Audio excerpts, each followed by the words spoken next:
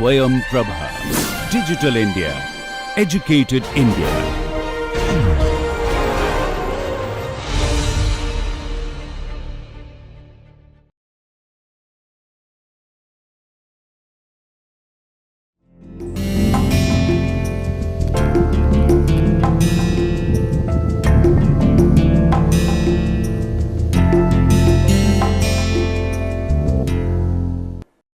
Welcome to the class of intelligent product design, and now we are in the phase of mechanisms. And in the last lecture I have talked about that what are the different terms related to the mechanisms, okay, how do we identify the fundamental units of mechanisms in terms of the kinematic pairs, and then also we have talked about some simple mechanisms like the slider crank and the 4-bar mechanisms, and we have shown also the applications of such simple mechanisms, but they were mostly based on the lower pairs. Now, today we will see some of the higher pair mechanisms and also some other type of mechanical motions that you can generate in a system. In this direction, I think first interesting thing that you have seen maybe from your student days earlier itself, that the levers. Okay. So, you might have noted down that there are different types of levers that you can have, okay, like the lever of class 1, 2, 3s, etc., and they play a very important role from maybe time immemorial in terms of getting something which we call mechanical advantage of a system. And then there is gears. Gears are mostly in terms of the motion transmission from high speed to low speed and vice versa. Then there are cams and followers. Cams and followers are fantastic example in terms of converting a continuous motion to an oscillatory motion, for example, generating a typical type of a harmonic oscillations, etc. Cams and followers work very well.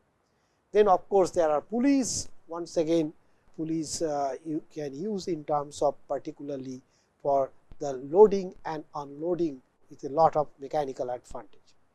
And we will also talk about this. See, all these examples in the top group, they are based on kinematic pairs, they are based on systems which are rigid in nature, but in nature we will hardly see anything which is fully rigid.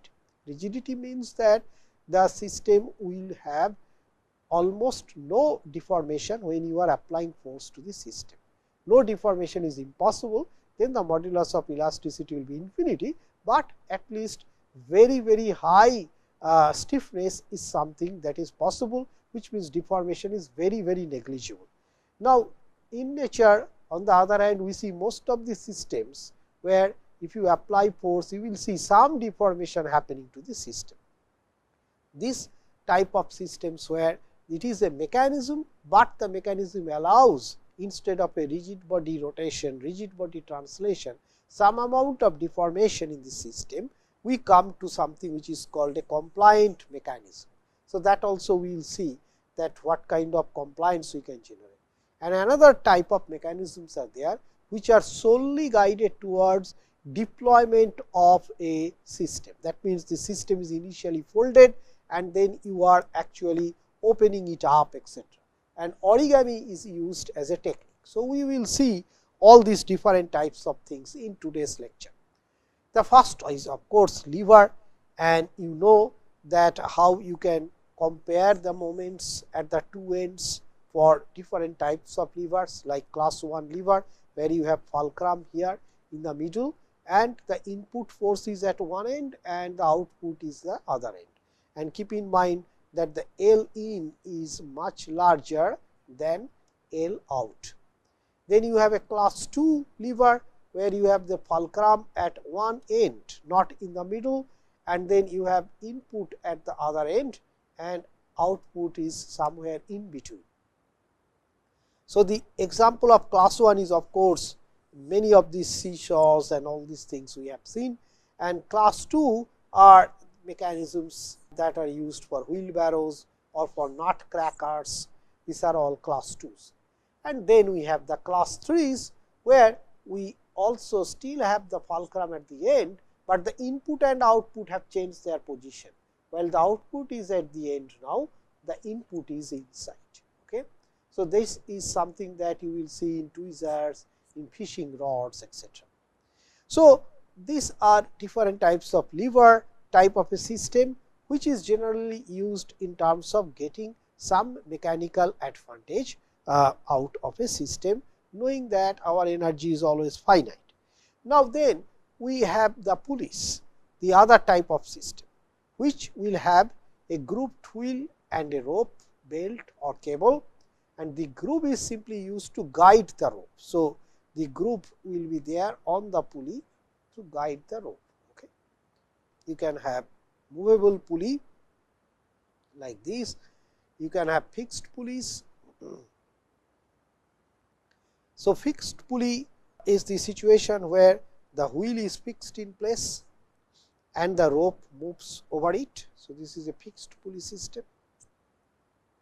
And then movable pulley system also you can have, the pulley moves with the load, like that is happening in this case here.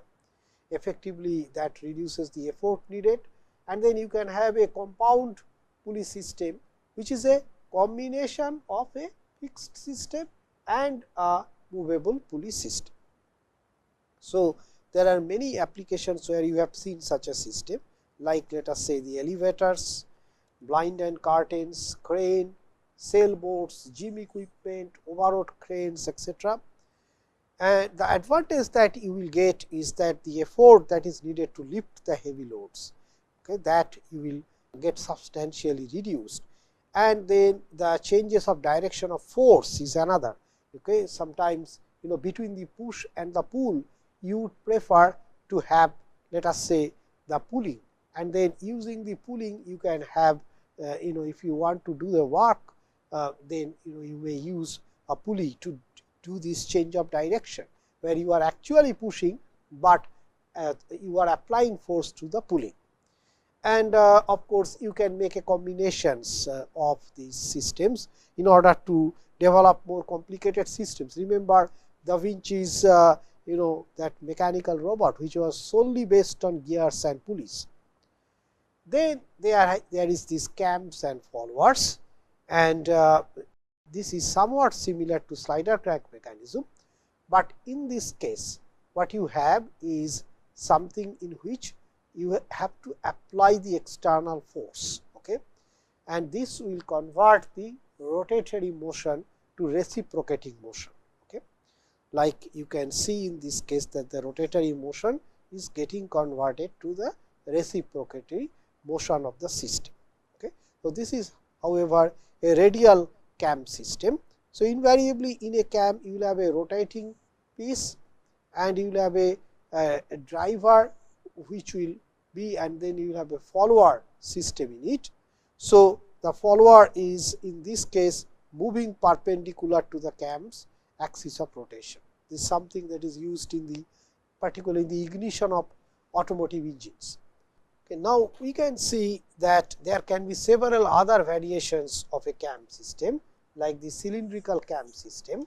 So, the way it works is something in which this is a cylindrical surface which will go against a groove, and that would create the motion of the system. So, we can see that how it is going to work. So, you can see that how this motion is happening when you are moving in the cylindrical groove here, and that is creating the oscillatory motion of the system, slightly more complicated. And then you can have something which is also known as a follower cam system. So, let us look at that how a follower cam system would work on. Okay. So, here the follower operates against the face of a rotating cam system. So, this is, you can see that the follower is working against the rotating cam system. Okay. So, this is an extension mechanism. So, these are certain types of cams and followers. Now, let us look into some other types of systems of the followers, like we have these knife edge follower, roller follower. I will just keep each one of them in animation for you, so that you can see that if the follower in this case is in knife edge, this is of one type, and then if it is a roller follower, how is this going to work? You can see that a roller follower. So, here it is the roller that is following the system, and then you can also have a flat faced follower system.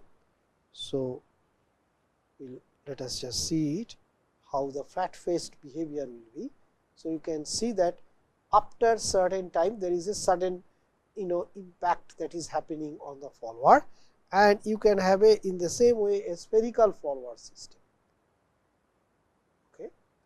And there are many examples of such systems, like in IC engine, multi-cylinder engine, the timing valve, the children toys, the sewing machine.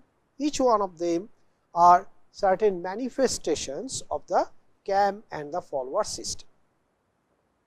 Okay. One important thing that you may keep some clues for the use of which follower to use is that the roller follower particularly is something in which the friction between the follower surface and the cam surface is low, is designed in such a manner, and the flat faced follower is something which is used where the space is limited, and the spherical follower is used to minimize stresses at the contact point. Now, other than the lever, followers and the pulleys, we come to one of the most important mechanisms of higher order, which is called the gears. Okay. There are many number of types of gears. So, I will not go into the details of it. The basic purpose of gears are in terms of changing the rotational speed, increase or decrease the torque, or reverse the direction of motion. Okay.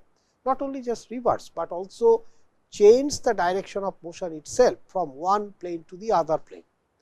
Now, the key terms here are the pitch circle, that is the imaginary circle where two gears theoretically mesh without slipping, that is also known as the pitch circle, and then the pitch diameter, the diameter of the pitch circle of course, then the module, that is ratio of pitch diameter to the number of teeth. So, that is the module. So, pitch diameter to the number of teeth is a very important parameter for gear design. Then the gear ratio, that is the number of teeth on the driven gear to the driving gear, which is proportional to the torque that is getting transferred. And also there are two parameters, one is called addendum, height of the tooth above the pitch circle. So, there is the pitch circle here, you can see this is the pitch circle, and the top surface of the teeth, that is the addendum, and depth of the tooth below, that is the dedendum, that is the below the pitch circle, you have the dedendum. Okay. So, that is here.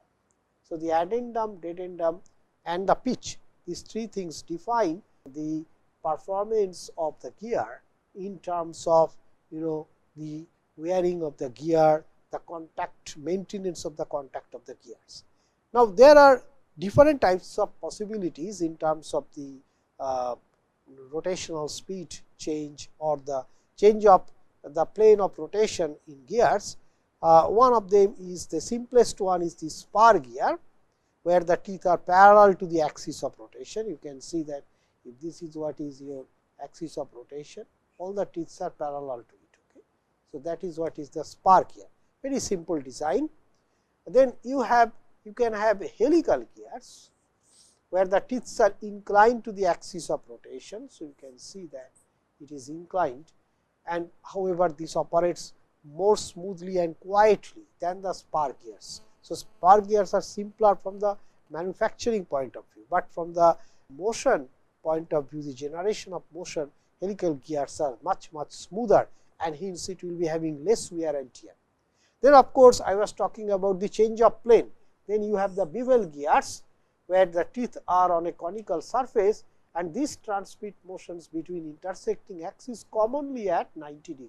So, while one is rotating like this, the other is rotating in the vertical plane. So, they are the intersecting commonly at 90 degree.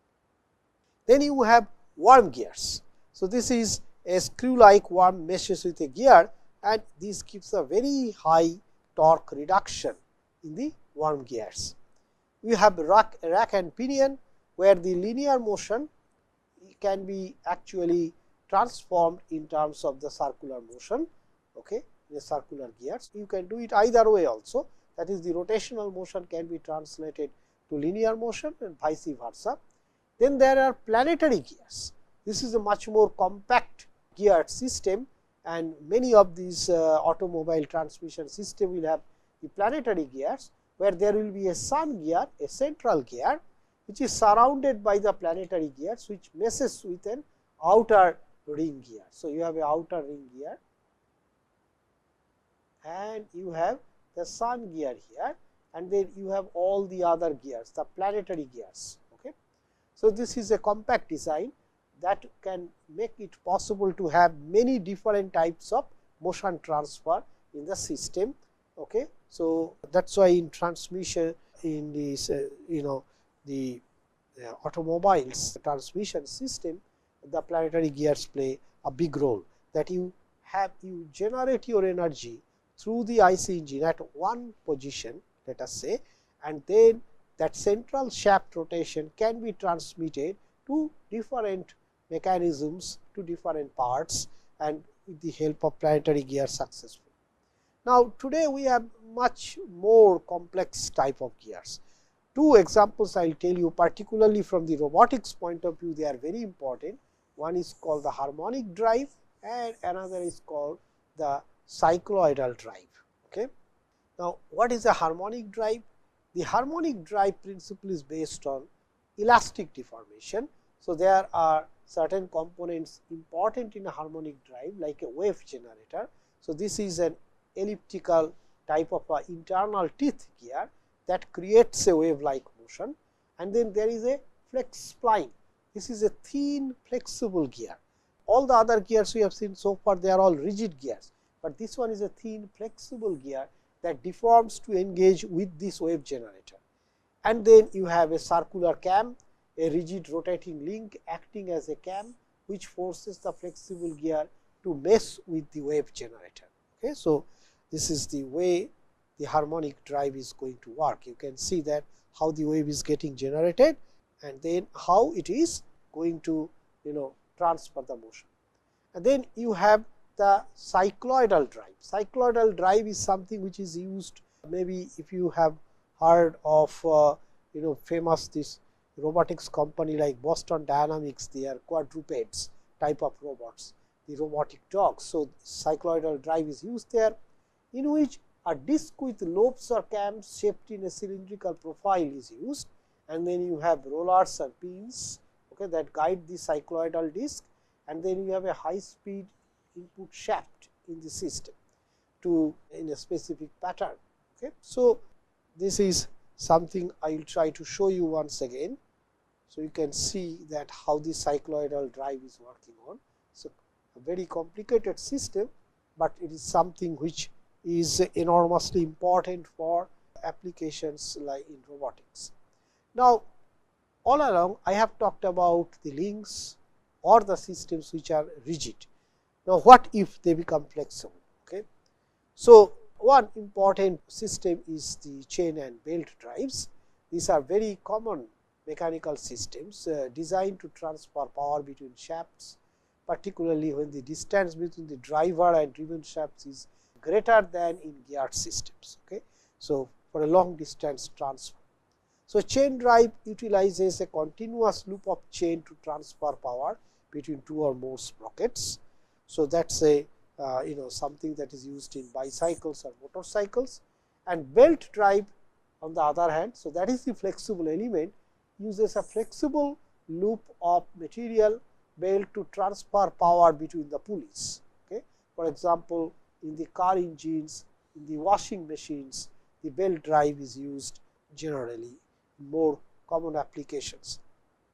So, while both of them, the chain and the belt drives, are used to transmit motion and torque, chain and belt drives rely on different mechanisms and they are selected based on the specific requirement of the applications. So, this is like different applications of chain and belt. Now, there is another group of completely compliant links. For example, you have seen the 4 bar, but what if these rigid links as well as the pinch joints you actually change in terms of a flexible link and the compliant joint. Okay. So, the joint, these are the 2 varieties possible, that the joint becomes flexible or the link becomes flexible or both becomes flexible. So, then we get something which is compliant mechanism. The advantage is that such a system will have very few subsystems. So, assembly point of view, it is much better, particularly if you go for additive engineering like 3D printing, you can create a compliant mechanism much faster than you have to create a rigid body based mechanisms. So, these are generally then lightweight and compact, and because this is actually dependent on the flexibility of the system. So, you do not need any separate lubricator or assembly system, and it is energy efficient with minimal wear and tear. So, reduced manufacturing complexity, high precision and reliability and no friction or backlash are the advantages. Of course, the disadvantage is that they are still used for low power kind of applications. So, like soft grippers, like medical devices, stents or surgical tools, or in aerospace deployable structures and foldable components. These are some of the examples of this system. Let us see that how any one of this system would work. So, you would see that how this gripper is working, okay, and then you can see how this bistable switch system is working. Okay. We have used such systems very successfully in terms of one of our products for controlling the flow from a system. Let us say it is a kind of a dripping system for medical applications. The control of the drip has been successfully done with the help of such compliant mechanism system. I will discuss about it in the case study part. Now, I told you that there is also another group of mechanisms that are solely required from the deployable structures point of view. Deployable structures are particularly important in applications like aerospace, where you need to initially fold the system, and when the system reaches a particular orbit, at that time you need to actually deploy the entire element.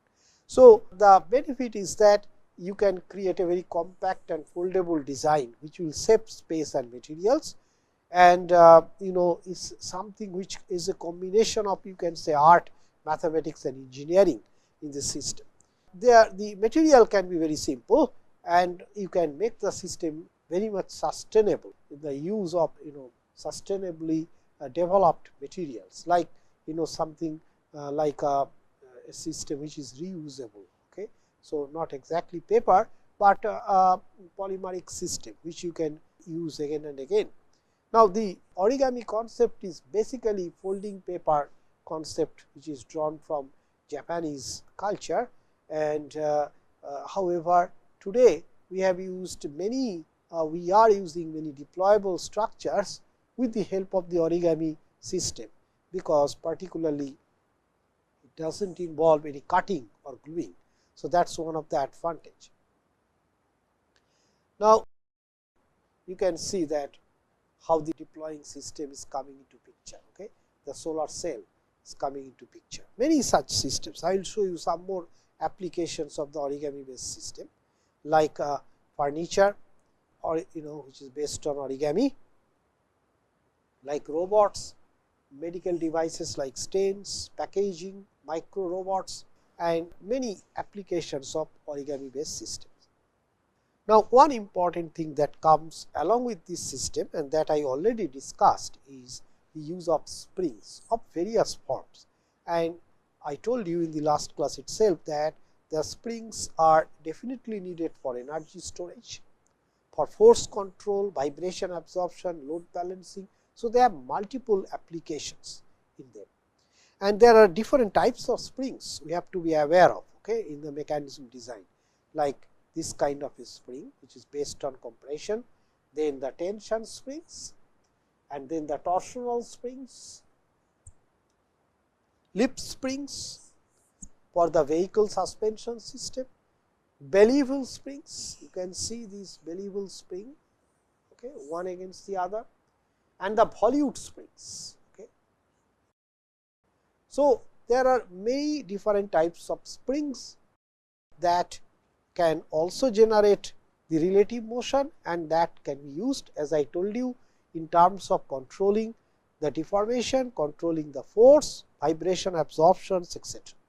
Now, there are some mechanisms which are very special mechanisms, quite complex in nature, and I think with that we will try to end today's lecture. So, one of them is called the escapement mechanism. If you have the opportunity to see that how a clock works, you would be able to see the escapement mechanism. Okay? You would be able to see that how the potential energy from the clock spring gets transmitted in terms of the oscillatory motion and the rotational motions depending on the nature of escarpment of the minute hand, hour hands, etc. Now, another mechanism which is used very commonly for preventing the reverse motions is called a ratchet and roll mechanism. And Geneva mechanism is again a mechanism which is used for intermittent motions. So, you can see the intermittent motion happening in the Geneva mechanism system. And finally, if the axis of rotations needs to be shifted, you can use something called Oldham coupling, which transmits power between non-coaxial shafts. Okay. So, this shaft is in one plane and this is in another plane. So, you can transmit the motion using this Oldham coupling system. So, these are certain special type of mechanisms that one can utilize for some complex applications. So, this is these complex mechanisms, and thank you.